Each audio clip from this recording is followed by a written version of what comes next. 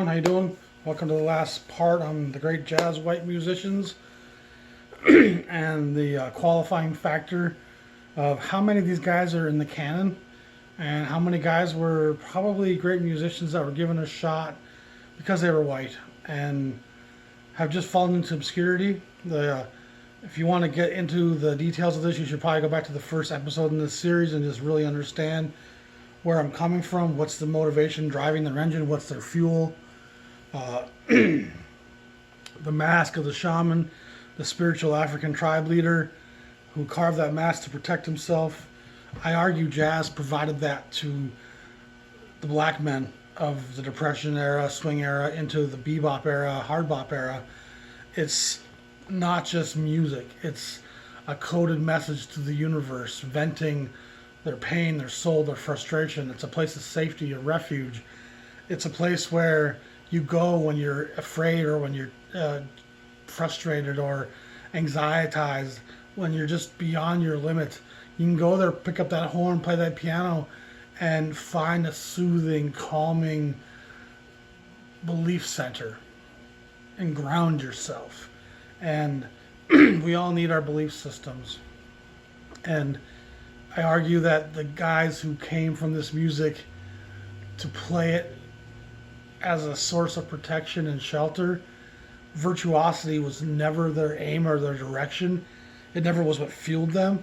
Their virtuosity was a byproduct of them having to carve a mask over and over to keep their village safe. They ended up becoming good at carving masks. And a machine today can replicate that mask flawlessly, but none of the soul or the spirit can be in there. The white colonials who moved to Africa and decided to sell their version of the white masks in the markets back in London, they knocked off the art. It looks as good, if not better, than the original black spiritual masks, but those masks have a fraction of the value. And a lot of white cats do have plenty to say and emote from a different place, different experience. And we're going to explore the West Coast guys now. And there's a lot of West Coast white musicians.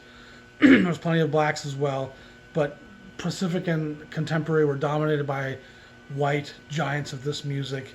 And almost without exception, we're going to find these guys are all firmly in the jazz canon. They're all great players. They all earned their respect, played with the blacks, did session work across the country. These are all top-notch musicians, and there's hardly anything to question when it comes to the integrity of the Pacific and the contemporary white jazz musicians. And it's the guys like Herman Lubinsky at Savoy, who, when you know who they are and their motivation, it certainly makes you question that glut of unknown white artists that they issued. Like, what was he thinking? Perhaps he was motivated by something else there, putting out those players. But it's a lot of it's just kind of guesswork, and that's partly why I'm leaving a lot of this open for you guys to share how you feel and think. We're going to look at contemporary first here. And Shelly Manne, of course, is top tier jazz canon, wonderful drummer, plays in the industry for a long time. We went through these records not that long ago in the contemporary episode, but it's worth showing them again. Manne records are all fantastic, hard driving, great lineups. He really breaks in a lot of the great players of this era on the West Coast and ends up recording himself all over the country. And so Shelly Manne is not a guy we're going to ever question the integrity and the motive of what he was doing. Here's also with Ruth Price, Shelly Manne at the Manhole. Then we move on to Art Pepper. And Art Pepper is a guy a bit like Chet Baker for me, where I can't help but feel like he's talking about wanting to get high. Because I forgot to drop my record. Art Pepper's actually playing. I feel like Art Pepper talks about and emotes from his addiction a little too much for my taste. And you don't really get to talk about Art Pepper much without talking about Smack and his addiction. And it's just a part of his story. And like Chet Baker, you just feel like that's in their emoting a lot. damn, I need to get high. Damn, it feels good to be high. Damn, what do I got to do to get high? This record he did here with the rhythm section is actually with brothers who are on the West Coast. It was kind of thrown together ad hoc. My friend Jean-Michel told me about that.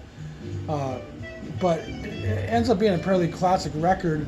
If I recall, Pepper was pretty strung out during this session. He kind of walks away from the porn at times.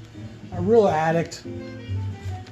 But the guy's got a lot of fire and fury in him, you know, and he's one of the more collectible white musicians that can't be debated.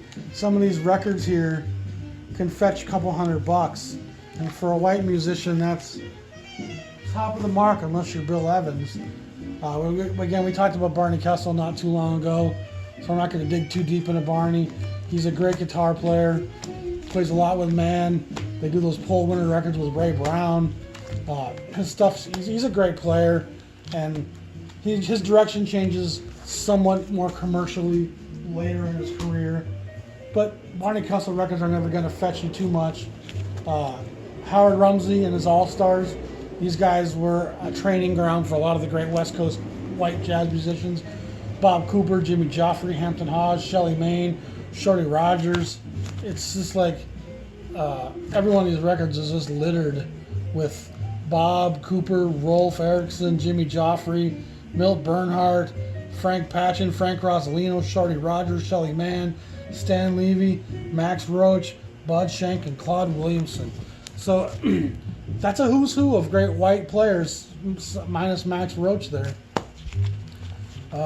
Another great Howard Rumsey All-Stars. Again, a lot of the same players with Richie Kamuka, Claude Williamson, Bud Shank, Stu Williamson, Frank Rosalino, Stan Levy. These are all really some of the best white players out there.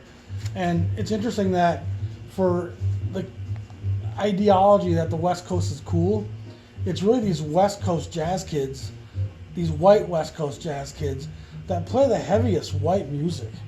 Like, these guys really play some pretty serious stuff. Rumsey. Then we're going to move on into Lenny Niehaus. And Lenny's a great player. Again, plays with a lot of the same guys. Cool covers. Lyle Murphy's a guy here with Curtis Counts, Bobby Collette, Shelly Manne. So we've got a mixed group there with Andre Previn. Dwayne Tatros, Jazz for Moderns. Tough record to find. Jimmy Dutcher, he's a British guy, UK guy that got a session issued on Contemporary. The great Red Norville, a vibraphone player.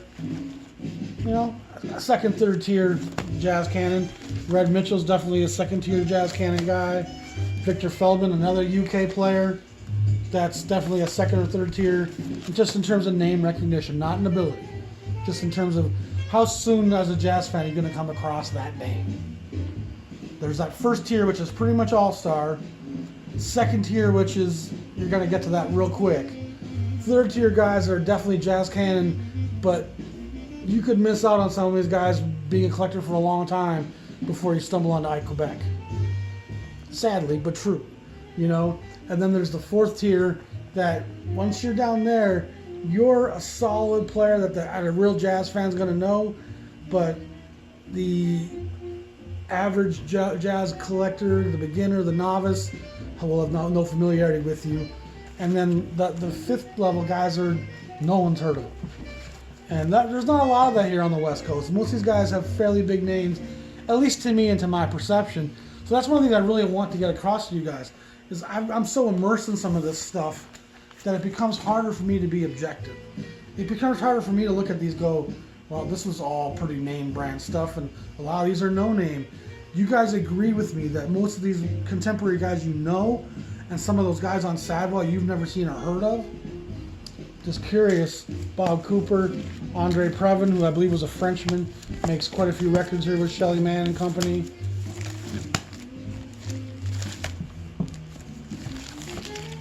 Great album cover. And that's going to move us on to Pacific Records. The cat just jumped in my way, shocking. And now Baker is second to only Bill Evans in terms of the collectability of his vinyl. And part of why I have a couple of these as new reissues here is because Chet Baker stuff can fetch $400 or $500 pretty easily. for some of these old versions of these, and I'm not paying that for those. I got too many other records I want to buy to spend $500 on a Chet Baker record. But old copies of this is a Japanese pressing. That's an old one right there. Another old one with Russ Freeman and Chet Baker with Art Pepper. And then Mulligan makes quite a few records here at Pacific. And there's no question that Jerry Mulligan is one of the great white jazz players who plays with everybody from the birth of the cool all the way into the 70s when he's got a big beard doing some of the more out there but still very modern traditional jazz. Mulligan Paris Concert, Mulligan Quartet, Mulligan Songbook, Mulligan with Chet Baker reunion. And then we're going to move on to Bud Shank, who's also playing here with Shorty Rogers, Harry Babison, Jimmy Rowles, Roy Hart. Roy Hart was a founding member of Pacific Records. Bud Shank with Bob Brookmeyer, Bud Shank, Claude Williamson, Bud Shank at Caltech, Bud Shank with Bob Cooper, Bud Shank Quartet featuring Claude Williamson. I love Claude, he's a great piano player. Flute and alto, Bud Shank. Bob Shank, Bob Cooper plays theme songs of TV shows. There's the great Jim Hall we talked about not too long ago. Hall, Rainey, and Brookmeyer, another great record. Lorenzo Almeida with Bud Shank. Jack Montrose Sextet with Bob Gordon, Conti Condoli, Shelly Manne. Another Jack Montrose record with Clifford Brown shows up in this one. Zoot Sims, Russ Freeman. So this must have been recorded more early 50s. Cy Toof and his Octet Quintet. Russ Freeman with Richard Dworzik. Here's the great Bill Perkins. Another great Bill Perkins record. Fred Katz, the cello player who played with Chico Hamilton. Hoagie Carmichael. And schmaltzy in a grandpa knee cigar smoking kind of way. Hey Dad, They're Coming Down Our Street, the Jack Lidstrom Stompers. Cool album cover.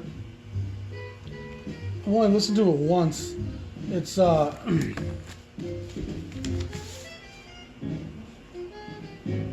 just some white cats making jazz music on the West Coast. Annie Ross sings here with Jerry Mulligan, Bud and Travis, Barbara Dane, Rolf Kahn, and there's another Lambert Henderson Ross record. So that wraps up Pacific and Contemporary, and I think most of that stuff is firmly entrenched in the jazz canon. There might be a few titles in there that are a little bit outside and unknown to people, but I think because the focus at Contemporary and Pacific was so centered and focused around white musicians already, it'd be a little ludicrous to suggest they're going to hire some white jazz musicians just to make some safe choices. You know, they weren't recording a ton of black musicians. Chico Hamilton was a pretty light-skinned brother, no question about it. You know, of course, Rollins makes a couple records at Contemporary, Ornette Coleman does. But race on the West Coast, it was a different color. It was a different shade. The temperature wasn't as hot. And so you can't really look at these labels and go, oh, they're just recording white artists because they're racist. Because, again, there was a much different climate, and there was a lot more white people out in the West Coast than there was blacks in the 1950s especially. So you can't look at these labels and say, oh, it's like Herman Lubinsky. They're just trying to make these safe choices and hire white artists. And maybe Herman wasn't. Maybe Savoy thought all those white cats that they recorded that you've never heard of were all going to be stars. I somehow doubt it, because there's a lot of obscure titles there, but who am I to judge?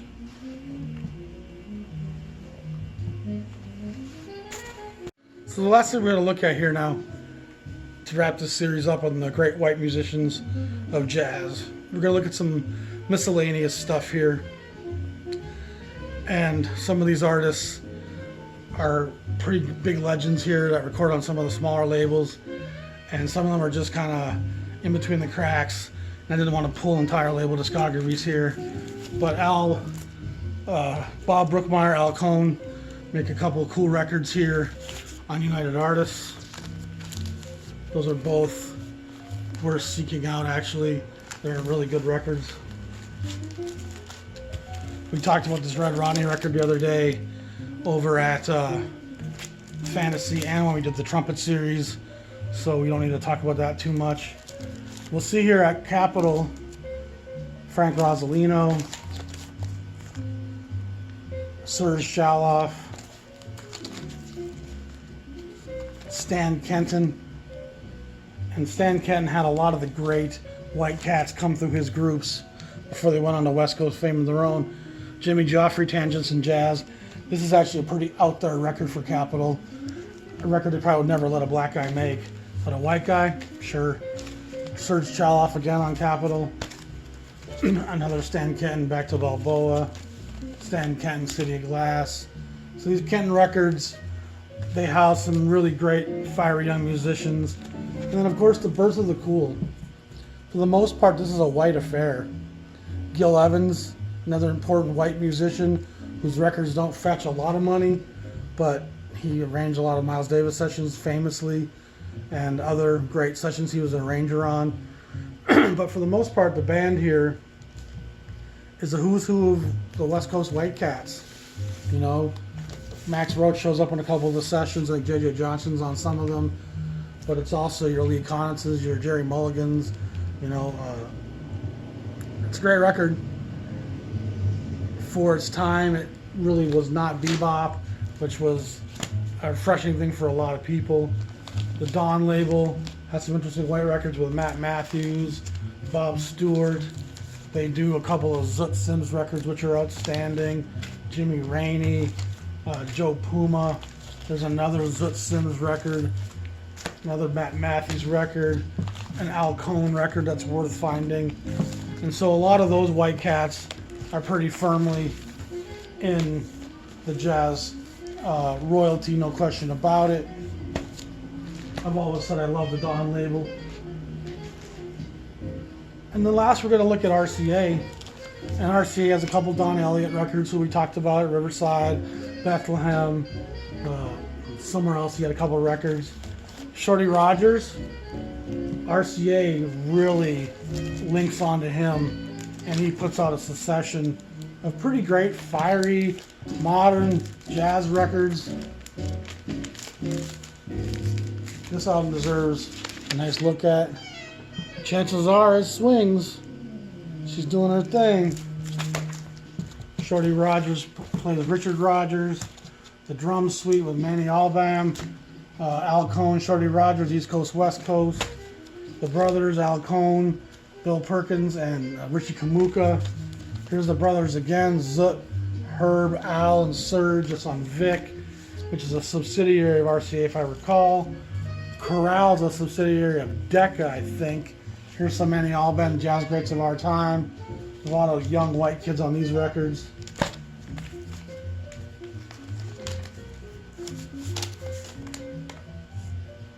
Shelly Manne, Red Mitchell, Lou Levy, Conti Candoli, Richie Kamuka, Charlie Mariano, Herb Geller, Stu Williamson. So yeah, those are pretty solid. Here's a Bob Brookmeyer on the Crown label. Another Bob Brookmeyer on the Vic label. Here's a Ruby Braff on the Bell label. Al Cohn on Chorale again. Another Al Cohn and Zoot Sims on the Chorale label. And then here's a couple West Coast jazz and hi-fi, West Coast jazz erotica, Kamuki, Condoli, Rosolino, Holman, Garaldi. So you're seeing a lot of those same young white kids on the West Coast showing up. Hal McCusick on Decca, cross-section saxes. And there's a great Marty Page record. And so that wraps up my look into the great white jazz players. Without question, there's 100 of them that are firmly in those 3-4 tiers of the jazz canon. And there's probably about a half dozen that are top level 5-star name players, and probably 3 or 4 of them, their records become pretty collectible and have high value. And of course, Bill Evans being the top of the mark there without question. His stuff's by far the most collectible. But you start getting past the first half dozen, almost every white jazz musician past that first half dozen, their records won't get to $100 ever. Ever. You know, all the great players from Mariano to Levy to Shelly Manne, on down the road, Bud Shank, you can find really nice original copies of those artists, and they're going to be from $25 to $75, you know, depending on the condition and the seller. And some of them will slip between the cracks and sit on a seller's shelf for months, and some sellers will start to mark stuff down. And so I've honestly got some of these records for $2, $3, $4, $5 in certain places. You know, there's just not the demand, there's not the name recognition, there's not the sacred mask that's illuminating some of these records. They're absolutely virtuosos. They improvise at a high level. They're some of the greatest players in jazz history. They're capable of playing at equally ridiculous tempos. They're capable of playing at slow, mellow tempos and vibes. They can play as bright and as fiery as a Clifford and a Freddie Hubbard, or as soft and as mellow as an Art Farmer and a Miles Davis. It runs the full spectrum. White doesn't dictate much beyond your sense and source of emoting is a different illuminating fire. And that just can't be escaped. And once you know that, it's got to make you feel something different about what he's saying to you. It's just got to. Again, we're not just listening, we're feeling. These guys are trying to say something to us. Whether it's Bud Shank or Hank Mobley, they're trying to get across not just art for the sake of art, but something about my experience within this mortal coil. Grasp my condition, grasp my experience, grasp my struggle, understand my pain and my sorrow. And Chet Baker absolutely is filled with pain and sorrow, but it's different than I saw my grandson lynched.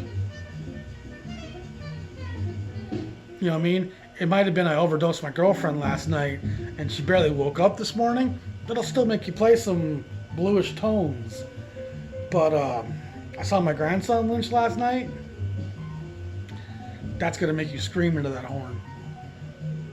And only the mask of shelter can protect that. Only that spiritual, shamanistic shelter can bring peace to a world that's so torn asunder. And so I think, without any doubt in my mind, it's that vehicle, that source that drives the engine, that informs us about the player and will tell us, was this mask carved to make money? Was this mask carved for my ego so I can show you how great I am? Or was neither of those things a factor? I was just wearing the mask because fucking life's scary. And I needed to be safe. I wanted to be at peace for a minute. And I think that's the jazz that has the staying power. And that's why when I listen to a Red Garland record, I can get so much from that. Because he's a guy finding a little sanctuary in that piano. And he doesn't have to play 1,000 notes to do it. He doesn't have to make a horn screech and squall at me. He can play a lovely, soft, delicate Morning Dew on that piano. And I can still feel a brother that's... I can forget about all the other shit right now. And that's why when I listen to some of the white cats screeching and squalling, it doesn't affect me the same way. I don't feel it the same way. It's, again, just my reaction and my response, my interaction with the art. I appreciate you all. And what I hope you guys do is go through this series. And when you look at all these white musicians that we discussed over these 14, 15, 16 labels, just in your own head, make a little marker of, yeah, he's definitely a big star in my mind. He's a second ranked, third ranked, never heard of him. Just kind of, if you want, even add up. And just share with me where you think some of these guys belong. And also, tell me the guys you think probably aren't in the jazz canon. They're so obscure, They're so non-reissued. They're so not part of anybody's conversation anymore that they've pretty much been forgotten. And I'll tell you one thing, the list of forgotten great jazz black musicians is a pretty short list. And there might be a lot of underappreciated ones, but the jazz musician that was black seems to have a staying power and a collectability and a market resurgence that they just stay sacred. I don't want to belabor the points. I'm going to let you guys go. I hope you guys enjoyed this series. It was a lot of work to compile, and I want to show you some of the damages I've done.